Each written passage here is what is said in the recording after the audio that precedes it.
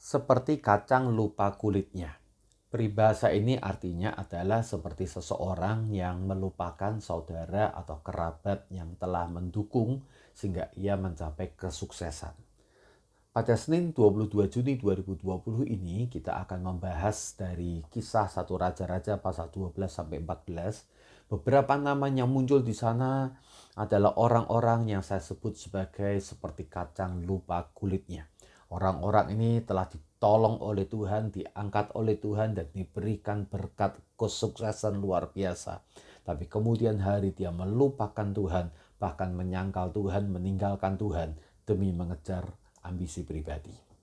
Saudara, kemarin kita telah membahas tentang situasi bagaimana di masa akhir kerajaan Salomo. Sementara Salomo akan meninggal, Anda mendapatkan sebuah situasi yang sebenarnya agak membingungkan. Salomo adalah menantu Firaun di Mesir. Ya, Anda bisa melihat di layar. Ya, sementara dia mendapatkan serangan dari 3 musuh. Musuh pertama adalah Rezon, ya, yang bergerak di utara. Dia mengganggu akan Israel Utara, mengganggu akan wilayah Salomo. Nah, musuh yang di selatan yaitu Hadad, yakni orang Edom yang melarikan diri ke Mesir, lalu kemudian diangkat, dinikahkan dengan ipar daripada Firaun Mesir ini. Nah, mungkin Anda berpikir bagaimana Salomo yang adalah menantu Firaun Mesir dan kemudian si Hadad yang adalah musuh Salomo juga diangkat menjadi ipar daripada Firaun. Ya, lebih aneh lagi ketika Anda mendapatkan Yerobeam yang juga dimusuhi oleh Salomo, dia juga lari ke Mesir dan di Mesir dia kemudian mendapatkan perlindungan dan dukungan, bahkan kemudian Firaun Mesir ini yang disebut sebagai Raja Sisak, ya, bukan hanya melindungi Yerobeam, belakangan dia juga menjarah akan bait Allah Salomo yang di bawah pemerintahan Rehabeam. Jadi situasi ini Anda akan bisa memahami jika Anda mengerti bahwa Firaun Mesir itu rupanya berganti-ganti. Bukan hanya berganti orangnya, tapi juga berganti dinastinya. Dan dinastinya bukan hanya dari satu bangsa, tapi bahkan bisa berganti suku bangsanya. Contohnya di masa Yusuf di Mesir, maka Firaun yang di sana adalah dari dinasti Hyksos. Lalu ketika Musa ada membawa bangsa Israel keluar dari Mesir, yang memerintah di sana adalah dinasti Ramses pertama. Di masa Saul, ya dinastinya sudah berganti lagi, ya. Firaun yang memerintah adalah Paitosem pertama. Lalu ketika di masa Daud, dinasti yang sama namun rajanya berganti, yakni Firaun Amenemopet. Dan di masa Amenemopet inilah Hadad kemudian melarikan diri ke tanah Mesir dan kemudian mendapatkan perlindungan. Bahkan menjadi ipar daripada Firaun ini. Lalu kemudian berganti menjadi Firaun Asorkon, masih di dinasti yang sama, lalu berganti juga menjadi Firaun Siamon. Nah, Firaun Siamon inilah yang menjadi mertua daripada Salomon. Ya, berbeda dengan kisah di Hadad, ya, karena Hadad dilindungi oleh Amenemopet dan Hadad sudah balik ke Israel, ya, sebelum Siamon mengangkat Solomon sebagai mertuanya. Anda bisa melihat di tabel yang telah saya sertakan di layar kita. Lalu kemudian ketika Solomon memusuhi akan Yerobeam, Yerobeam lari ke Mesir. Nah, di Mesir hari itu yang memerintah adalah Firaun yang bernama Raja Sisak, atau dengan istilah lain Raja Sesong pertama. Sesong pertama ini bukan hanya beda dinasti, ya, namun juga beda bangsa karena dia berasal dari Libya. Jadi kerajaan atau garis keturunan Firaun Sisak atau Sesong pertama inilah yang kemudian tidak sama sekali tidak mengenal Solomon. Dia mendapatkan kabar dari Yerobeam bahwa Israel itu kaya raya, ya, bait Allahnya penuh dengan emas. Itu sebabnya mengapa Firaun Sisak ini demikian tergiur dan kemudian membela akan Yerobeam. Dan nanti belakangan memang dia juga menyerang akan Israel dan mengambil emas yang ada di bait Allah Salomo. Hanya bagian perisai-perisai emasnya. Kita akan membahas ini pada esok hari. Bangsa yang memerintah di Mesir memang berganti-ganti. Tadi saya katakan ya pada masa Yerobeam Rehabeam adalah bangsa Libya. Nanti pada masa Nabi Yesaya adalah bangsa bahkan dari Ethiopia. Jadi Anda jangan bingung ketika disebutnya Firaun Mesir, Firaun Mesir. Enggak semua Firaun itu ada hubungan yang baik ya karena mereka juga saling bertikai lalu kemudian perebutan kekuasaan dan seterusnya. Sekarang kita masuk kepada bahasan hari ini, satu Raja-Raja 12 sampai yang ke-14. Di satu Raja-Raja 12 Anda mendapatkan sebuah kisah bagaimana kerajaan ini terkoyak. Ya, Yerobeam adalah orang dari suku Efraim. Dia dijadikan oleh Salomo pengawas pekerja dari bangsa Efraim dan Manasye. Efraim Manasye adalah keturunan dari Yusuf untuk membangun Milo. Milo adalah tempat atau jalur yang menghubungkan Israel Utara untuk menuju ke Yerusalem. Nah, karena Yerobeam berprestasi lalu kemudian dimusuhi Salomo, lalu Yerobeam lari ke Mesir dan saat itulah kemudian Rehabeam diangkat menjadi raja. Rehabeam ibunya orang Amon. Anda bisa melihat di sana lokasi Amon di mana. Dan nggak ada hubungan dengan orang Israel, nggak ada hubungan dengan orang Yehuda, nggak ada hubungan dengan Abraham, Ishak dan Yakub kecuali dari jalur Salomo. Ya, ini ayahnya. Jadi posisi Rehabeam sebenarnya tidak terlalu kuat. Karena dia berada di Yerusalem yang secara wilayah adalah di wilayah Yehuda. Nah, hari itu kemudian ketika penobatan Rehabeam menjadi raja, sengaja orang-orang dari Efraim ya meminta untuk penobatannya dilakukan di Sikem. Sikem adalah wilayah yang ada di utara ya, yaitu wilayahnya si Efraim dan Manasye ini. Mereka punya sebuah rencana rupanya. Nah, sementara Rehabeam ke sana betapa kagetnya karena rakyat dipimpin oleh Yerobeam yang sudah kembali dari Mesir dan dia berkata, ayahmu telah membuat kami hidup susah oleh karena kami diminta kerja membangun di wilayah Silo, juga diminta kami berikan setoran pajak. Jadi kemudian Yerobeam berkata atas nama seluruh rakyat Israel, khususnya Israel Utara, ya meminta untuk Rehabeam kemudian memberikan keringanan atas pekerjaan dan juga atas pajak. Nah, kisahnya Anda mengerti, Anda bisa membaca. Ya, Rehabeam berkonsultasi dengan penatua penasihat Salomo di kalangannya usia lebih lanjut. Dan dia juga berkonsultasi dengan teman-temannya, sama-sama usia 40-an tahun.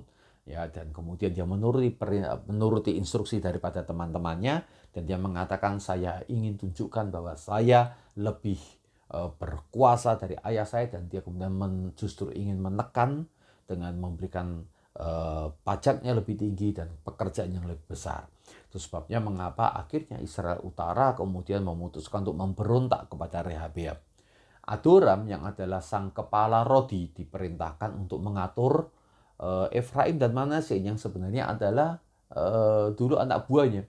Tapi rupanya Adoram justru dibunuh oleh orang-orang Israel ini dan Rehabeam kalau dia tidak segera melarikan diri, Rehabeam juga akan meninggal.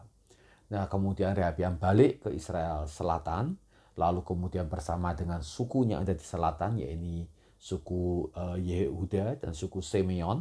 Ya, suku Lewi juga ada di Yerusalem karena melayani di sana. Lewi tidak punya daerah atau wilayah.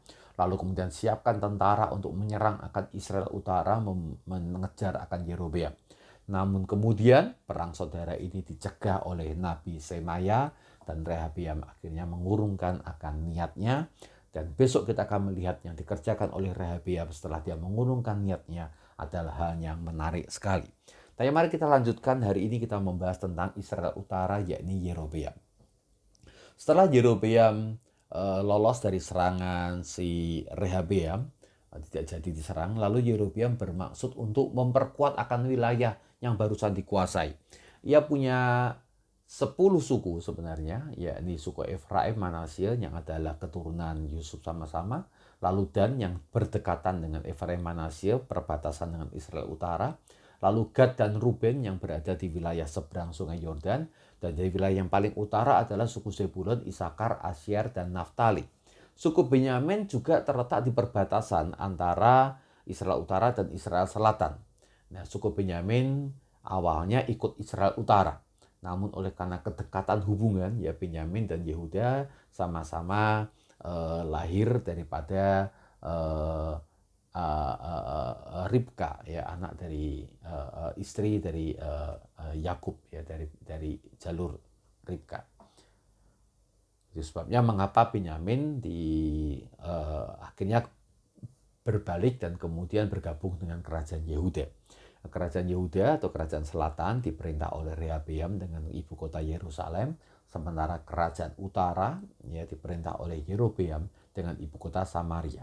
Yang dikerjakan oleh Yerobeam pertama adalah memperkuat Sikem dan Penuel. Ya, ini adalah wilayah yang penting karena di sanalah awal daripada ibu kota. Sikem dan Penuel adalah garis gerbang kota besar yang ada di wilayah seberang Sungai Yordan. Lalu kemudian Yerobeam berpikir satu hal yang penting sekali. Dia berpikir ini orang-orang Yerusalem itu adanya di Israel Selatan. Ya, kalau semua orang Israel Utara masih menyembah kepada Allah Yahweh di Yerusalem, maka saya akan kehilangan kekuasaan. Itu sebabnya mengapa yang dilakukan Yerobeam kemudian adalah segera membangun mezbah di Dan, ya, yang ada di utara, supaya orang yang dari utara tidak perlu jauh-jauh ke Yerusalem. Dan kemudian juga di Betel. Betel ini berdekatan dengan Yerusalem, sehingga orang yang biasa melalui rute menuju Yerusalem nggak perlu sampai Yerusalem, cukup di Betel aja. Dan kemudian dia di Betel, dia mengangkat akan imam, karena imam Lewi adanya di Yerusalem, dia nggak punya imam. Lalu semua rakyat yang mau jadi imam dijadikan imam. Ya. Lalu dia juga bikin hari raya agama sendiri. Wah, ini Yerobeam. Lalu bahkan buat dewa sendiri, ya ini lembu emas. Nah, terjadilah hari itu ketika Yerobeam ingin mempersembahkan korban bakaran kepada Allah barunya di Betel, yaitu kota baru yang akan jadi saingannya Yerusalem. Seorang abdi Allah dari Yehuda datang, ya, namanya tidak diketahui. Namun the man of God ini, ya, sang abdi Allah ini menegur Yerobeam saat akan mempersembahkan korban dengan memberikan tanda. Tanda pertama adalah akan lahir keturunan Daud yang bernama Yosia yang akan menyembelih imam dari agama baru ini. Ini agama buatan sendiri. Ya, ingat ya, Yerobeam itu diberkati oleh Tuhan sehingga dia akhirnya menjadi raja atas 10 suku. Namun Yerobeam bukannya berterima kasih kepada Tuhan, namun demi mengejar ambisinya, dia singkirkan Tuhan dan dia buat Tuhan yang baru, yaitu lembu emas ini. Itu sebabnya mengapa Tuhan sangat marah dan dia berkata akan habisi akan imam-imam yang ada, dan memang digenapi 300 tahun kemudian. Wow, nubuat yang luar biasa. Lalu yang kedua adalah tanda ajaib, mezbah itu akan pecah dan abunya akan terserak.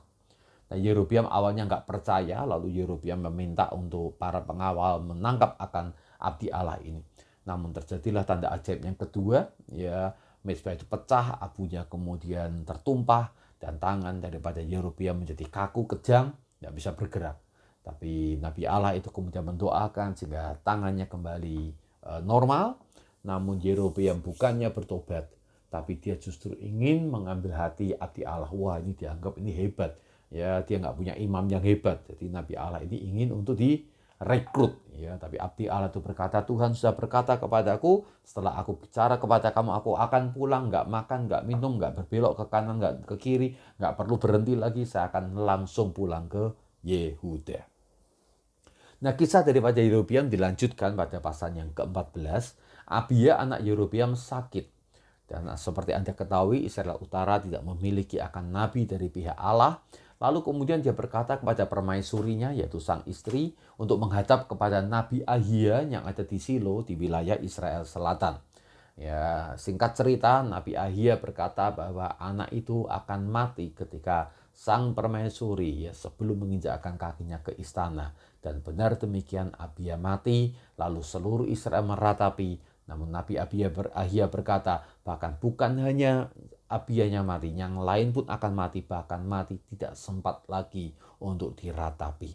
Yerobeam memerintah 22 tahun kemudian, dan 22 tahun kemudian meninggal dan digantikan oleh anaknya. Menyedihkan Yerobeam ini.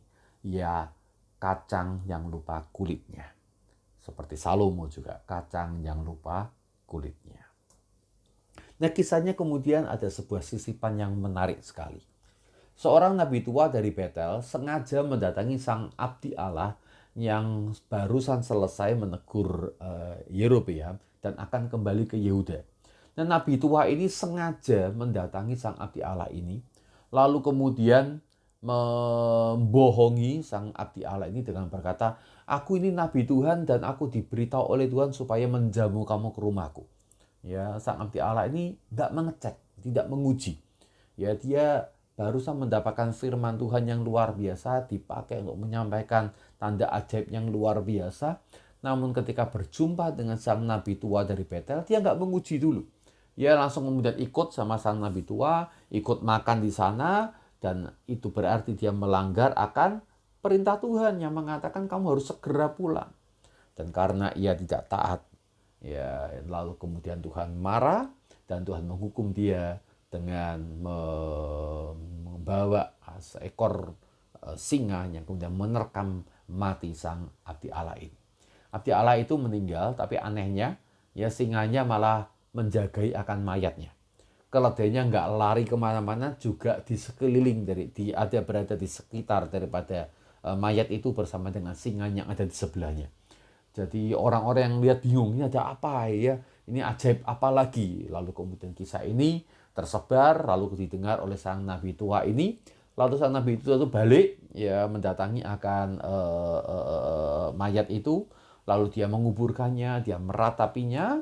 Lalu kemudian yang menarik adalah dia kemudian berteriak kemana-mana. Itu si abdi Allah adalah orang yang jangan-jangan dikutuk oleh Tuhan. Dia memfitnah sang abdi Allah itu sebagai nabi palsu.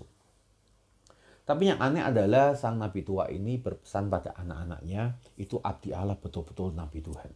Lalu dia bahkan berkata, nanti kalau saya mati, ya saya harap dimakamkan bersama-sama dengan si abdi Allah itu. Apa yang terjadi di sana tidak dijelaskan oleh Alkitab. Beberapa orang tertarik bagaimana sang abdi Allah harus selalu taat mutlak kepada Tuhan dan kesalahan yang kecil akan mendapatkan hukuman yang besar. Saya lebih tertarik membahas sang nabi tua ini. Sang nabi tua ini sekarang dia kehilangan pekerjaan mungkin. Karena dia sudah nggak bisa lagi melayani di Yerusalem. Dia sekarang ada di Israel Utara. Pekerjaan satu-satunya adalah ketika dia bisa mengabdi kepada raja yang baru, yaitu Raja Yerobeam. Kebetulan dia sudah tua, tinggalnya di kota Bethlehem, dan mezbah yang baru ada juga di Bethlehem. Itu sebabnya mengapa demi dia mendapatkan akan kepentingannya untuk bisa mendapatkan pekerjaan di Betel, dia rela untuk berbohong. Dia berbohong dengan sengaja supaya dia punya kesempatan untuk menjelek-jelekan sang nabi Allah atau sang abdi Allah itu. Dan dia kemudian bisa menunjukkan bagaimana mezbahnya si Yerobeam masih bisa dipakai untuk penyembahan. Dan memang itu yang terjadi. Setelah sang nabi tua itu berteriak-teriak menyebarkan akan hoax, lalu kemudian Yerobeam tetap berkukuh dengan agamanya yang baru. Dan mezbah itu dibangun lagi dan menjadi tempat di mana orang-orang Israel Utara menyembah akan lembu emas. Satu hal yang menyakitkan akan hati Tuhan. Saudara, Tuhan demikian baik, banyak dia memberi berkat buat kita. Namun kadang-kadang manusia yang sudah ditolong tidak tahu diri. Dia justru membalas air susu dengan air tuba. Dia menyangkal akan kebaikan Tuhan seperti kacang yang lupa akan kulitnya. Lalu kemudian dia memalingkan mukanya dari Tuhan dan malah mencari akan lembu palsu, ya lembu emas atau hal yang lain yang sebagai lambang dia ingin mencari akan kepentingannya sendiri. Yerobeam ingin menyelamatkan kerajaannya dan dia rela menyangkal Tuhan. Nabi tua itu rela untuk membohongi abdi Allah sampai akhirnya mati, ya demi mendapatkan akan kesempatan untuk bekerja atau melayani. Ada banyak hal di tengah-tengah hidup kita yang mengajak kita, menggoda kita untuk meninggalkan Tuhan. Ingatlah Tuhan sudah memberikan berkat yang terbesar. Berkat terbesar adalah anaknya sendiri Yesus Kristus buat kita. Apakah kita tetap mau setia kepada Tuhan dan rela untuk meninggalkan dunia, atau dengan mudah kita meninggalkan Tuhan demi mendapatkan sesuatu dari dunia ini. Maka mari kita berdoa memohonkan akan pertolongan Tuhan. Tuhan melihat akan sebuah situasi yang kau perhadapkan dalam 3 pasal ini. Kau menyadari ya Tuhan, seringkali kenikmatan dunia, kemewahan yang ada, kesenangan, kesempatan untuk bekerja, kesempatan untuk maju, karir, profesi, atau hal-hal yang pernah kau berikan bagi kami sebagai berkat, justru itulah yang menjerat kami, sehingga pada akhirnya kami meninggalkan akan Engkau, melupakan kebaikan-Mu demi mengejar akan ambisi atau keinginan sendiri. Maka ya Tuhan, ampuni kami dan berikan kami hati yang terus berpaut kepada Engkau, supaya kami Tuhan tetap untuk setia pada Engkau di dalam segala keadaan, entahkah diberkati, entahkah di dalam situasi yang banyak tantangan, kami tetap berpaut kepada Engkau dan tidak mau meninggalkan akan Engkau. Ya Roh Kudus, kuatkan akan kami. Di dalam Tuhan Yesus Kristus kami memohon. Amin.